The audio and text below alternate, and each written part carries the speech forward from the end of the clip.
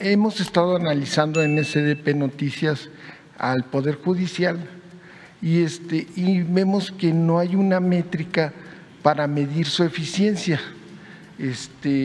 No sabemos cada juez cuántas sentencias les han revocado de sus sentencias un tribunal colegial, que eso habla pues de la eficiencia o ineficiencia de los jueces. Esto se lo digo porque el Poder Judicial tiene un presupuesto están pidiendo un presupuesto de 80,000 millones de pesos y esto nomás comprende el Tribunal Federal, la Suprema Corte, la Judicatura. Ya si nos ponemos a ver todos los tribunales que son del fuero común, de los estados, las fiscalías, ya este año ejercieron 300,000 millones de pesos. Este Poder Judicial que a todas luces es ineficiente, y no solo su ineficiencia la cargan gente que tiene problemas penales, se juega con la libertad o encarcelamiento de las gentes. No solo es eso, sino también tiene efectos muy perjudiciales en la economía, porque en la economía, cuando este Poder Judicial es 2 veces más caro que el de los Estados Unidos. Ejercen un presupuesto y 3 veces más que Alemania y España. Y pues el Banco de México mandó a hacer un estudio que lo presentó en el 2017, donde se ve los efectos que tienen hacia la economía en la ineficiencia de los tribunales, del Poder Judicial. Hay una gráfica muy clara donde habla de que en los estados donde se prolongan los conflictos comerciales que se están viendo en tribunales administrativos o tribunales mercantiles, se prolongan, y entonces hay efectos. ¿Cuántos trabajadores hay que no les hacen justicia en tribunales laborales, en las juntas de conciliación y arbitraje, que se tardan años? No fuera Iberdrola, porque ahí sí al primer día les dan el amparo, les quitan las multas, pero una pequeña o mediana empresa se tardan años, y eso va en contra de la productividad de la economía de México, y es injusto y se hace más desigual, porque si uno tiene empresas que tienen cabilderos, pues es más rápida la justicia, y una justicia tardía no es justicia. Entonces, eso es de los abogados. Entonces, y se tardan mucho los conflictos aquí en México, y se prolongan y ganan mucho dinero los jueces, los impartidores de justicia. Eso sería mi segundo. Sí, yo creo que hace falta la reforma al Poder Judicial,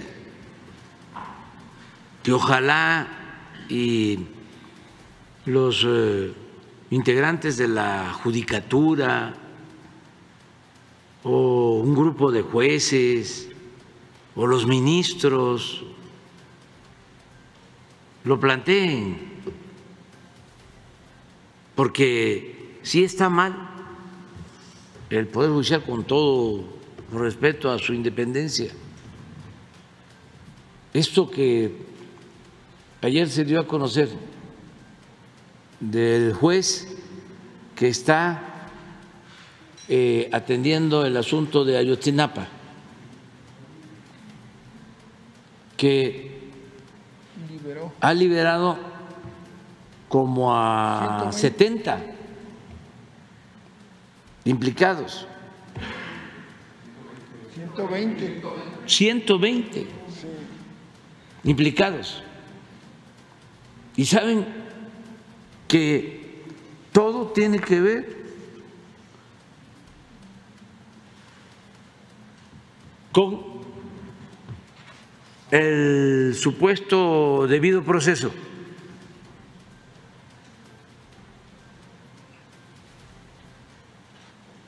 Son fallas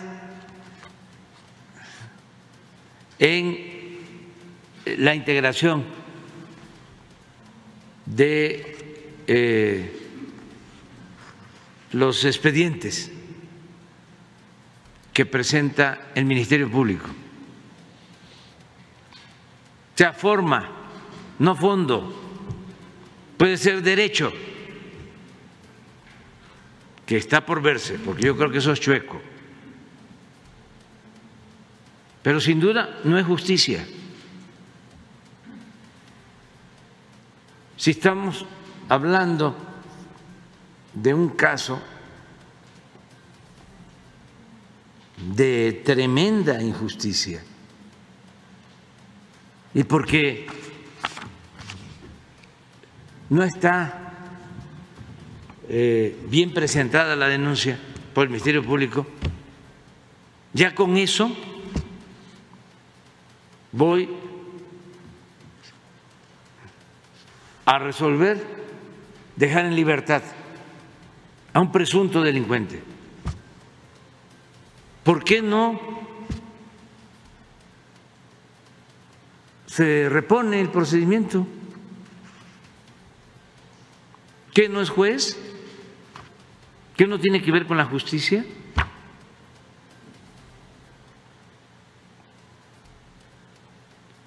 ¿Quién lo nombró? ¿Por qué el caso de Ayotzinapa, que tiene que ver con Guerrero, lo atiende un juez en Tamaulipas, pero en la frontera, que además vive en Estados Unidos, según información que se tiene, que hay que comprobar?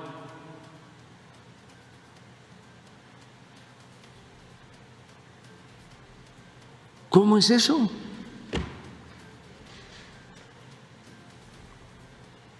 ¿Y va a ser pura denuncia?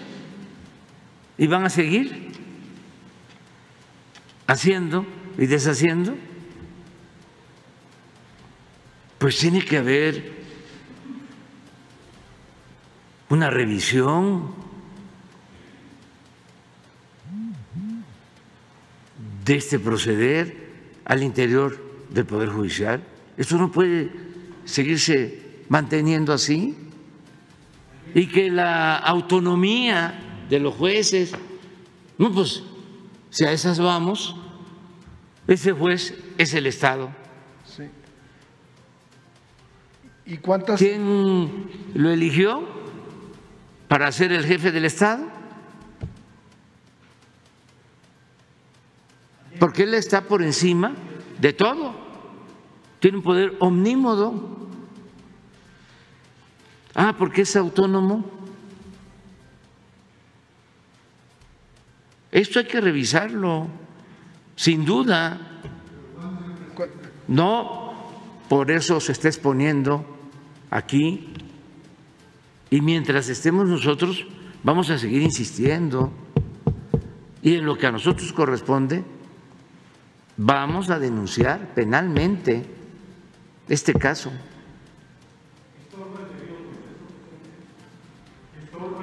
No, pero ni siquiera tiene que ver con el debido proceso, porque esto viene de tiempo atrás, cuando todavía no se aplicaba el llamado debido proceso.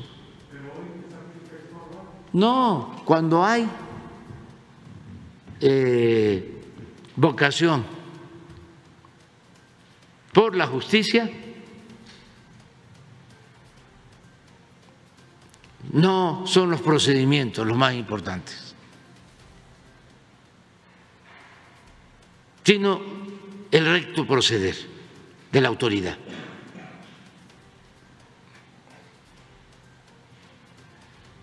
porque si no usted va a ponerme de que yo estoy en contra del debido proceso. No, si el problema de México fuese en las leyes, no habría problema, porque ninguna ley dice que hay que actuar de manera injusta. Ninguna ley dice que hay que proteger a delincuentes. Ninguna ley dice que está permitido robar. Ese no es el asunto de fondo. Entonces, sí hace falta una revisión y ojalá y tomen la iniciativa al interior del Poder Judicial. Claro, si se va a tener como referencia la opinión de los abogados que defienden a clientes con dinero,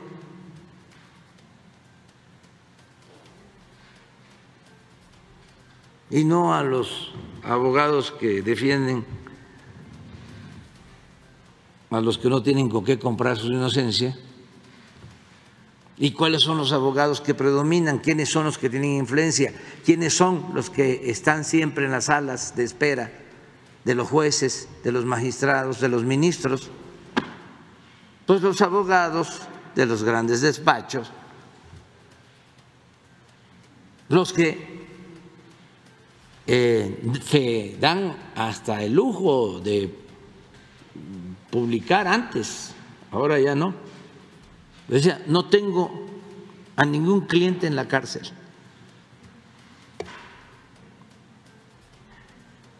Así se anunciaban. ¿Y son buenos abogados? No. Son buenos para el influyentismo, para la corrupción.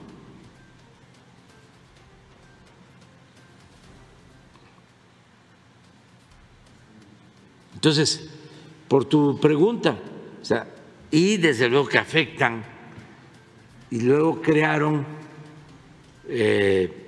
con la reforma energética los organismos autónomos y también tribunales para proteger empresas extranjeras y para someter a las empresas públicas,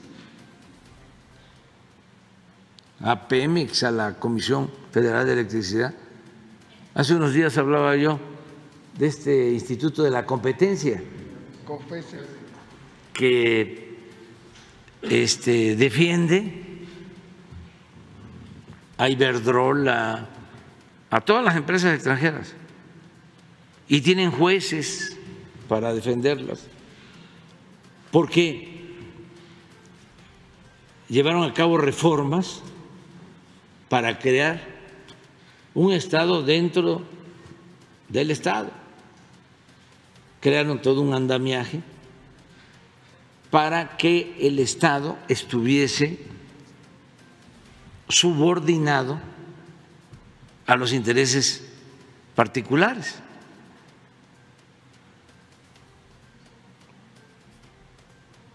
Pues hay una denuncia, me comentaba el director de Pemex, de la COFECE, en donde el que hace la investigación acusando a Pemex de ser un monopolio en la distribución de las gasolinas, porque lo que querían era desaparecer a Pemex y a la Comisión Federal de Electricidad. Entonces, darle la preferencia a los particulares que se hacen cargo de la distribución de las gasolinas. Imagínense si nosotros hubiésemos seguido con eso, el precio actual de la gasolina, el efecto inflacionario, pero a ellos eso no les importa, porque no les interesa lo público, a ellos les interesa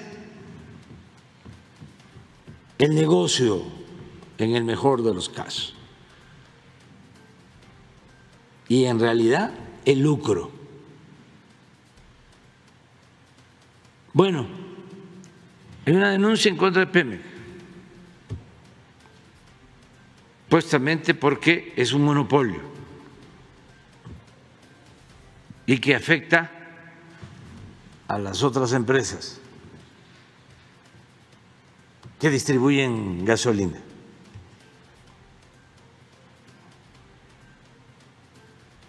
El que hace la investigación a continuación es un señor que trabaja ahí en esa dependencia, en ese instituto, o trabajaba, es el que condena a Pemex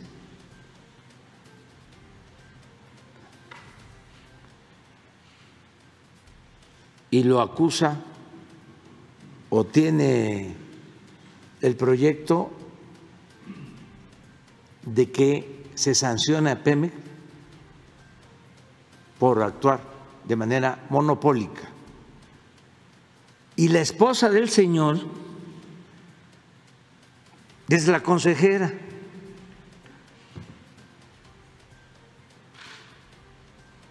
del mismo organismo. Entonces, ¿cómo va a votar la consejera? ¿Hay conflicto de intereses? Claro que hay conflicto de interés. Pero eso ni siquiera se sabía. Por eso hay que hacer una revisión de cómo están estos supuestos organismos autónomos y cómo los crearon, de quiénes dependen, porque no tienen que ver con nosotros, no dependen del Poder Ejecutivo, no dependen del Poder Judicial, no dependen del Legislativo.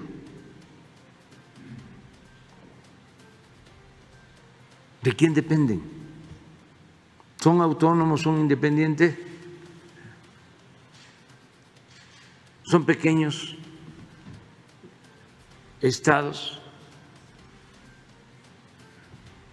cotos de poder al servicio de intereses particulares, cuando lo único que debe de importar es el interés público, los negocios públicos, todo lo que ayude a una vida mejor, al bienestar, a estar bien del pueblo, porque esa es la democracia. El poder dimana del pueblo y se instituye para su beneficio. Y el pueblo es el soberano. Pero estos crearon, con la complicidad de los legisladores, todo un andamiaje jurídico para imponerse. Pero el presupuesto sí es de nosotros, sí, que ejercen ellos. Sí, y depende sí sale también de los contribuyentes. del Poder Legislativo aprobar el presupuesto. Pero yo sí creo que hay tiempo para llevar a cabo la reforma. Y que se mida la eficiencia de cada juez, que se diga el juez fulano, ¿cuántas sentencias le han revocado un tribunal colegiado? Porque en ese laberinto son años que se pasan y no hay justicia, sí, y se pierden millones de... Y tienen temor los que pueden llevar a cabo estas acciones. Creo que la judicatura podría actuar, pero son muy prudentes. Además, le sacan un manifiesto la Asociación de Abogados Independientes, la Asociación de Abogados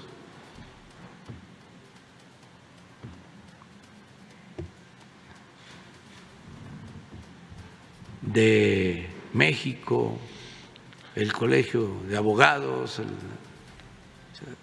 y ya, o los académicos de la Universidad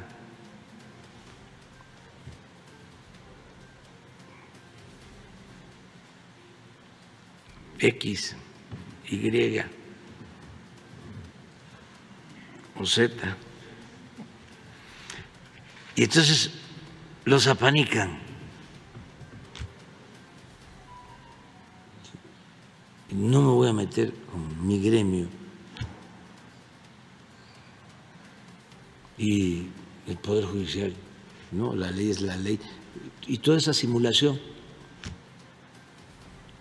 El ministro Saldívar rechazó los señalamientos contra los jueces del caso Ayotzinapa y dice que en todo caso las críticas tendrían que ser a las investigaciones. ¿Qué le puede responder a eso? Que no coincido con él, que lo respeto mucho, pero que es el mismo estribillo de siempre. Llevo años escuchándolo, de que no es la culpa de los jueces, sino de los ministerios públicos que integran mal los expedientes. Es culpa de los dos, del Ministerio Público y del juez, porque puede ser que el juez, no de mala fe y no previo acuerdo con el juez, sino por ineficiencia, descuido, en efecto integró mal el expediente, la detención de la persona acusada de un delito no se llevó a cabo en la calle Juárez y en el domicilio con el número 20 de la calle Juárez, y no fue a las 10 de la mañana, fue a las 12. O no se llama Juan Hernández López, sino se llama Juan López Hernández. Y así. Entonces, con eso, el juez dice, no, pues no es la persona, no es, o no vive ahí, o no estaba ahí. Luego entonces queda en libertad. Pero imagínense lo que es dejar en libertad a 19 por lo mismo, cuando es un caso de dominio público.